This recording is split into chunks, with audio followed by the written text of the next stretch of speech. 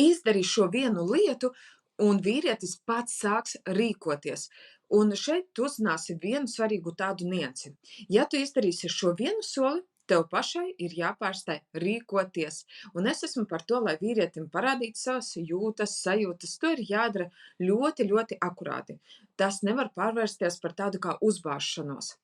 Tev ir jāredz konkrētu robežu, kur jau sākas šī uzbāšanās. Piemēram, ja tu cilvēkam kaut ko pateici vienreiz, viņš atbild ar jā vai nē, tad tā nav nekāda uzbāšanās.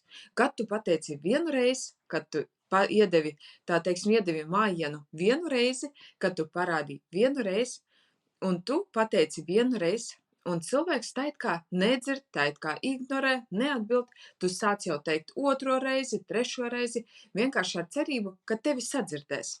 Tad tā jau skaitās kā uzbāšanās. Piemēram, tu vienreiz uzrakstīji savam vīrietim, bet viņš vēl pagaidām nav tev neko atbildējis uz tavu ziņu vai uz tavu jautājumu. Nevajag sūtīt otro ziņu, otro jautājumu. Tā jau būs uzbāšanās.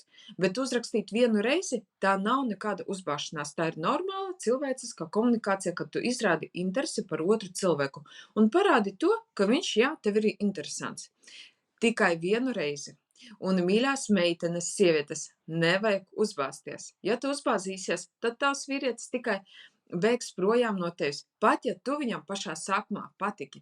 Kāpēc viņš sāks bēgt projām? Tāpēc, ka viņš sāks just, ka viņu steidzina, ka viņu pilnībā rada spiedienu uz viņu, un viņš vēl nav gatavs dot atbildi. Tāpēc noņemam visas darbības, un tādā veidā tu šajā telpā atbrīvosi vietu priekš vīrieša darbībā attiecībā pret tevi.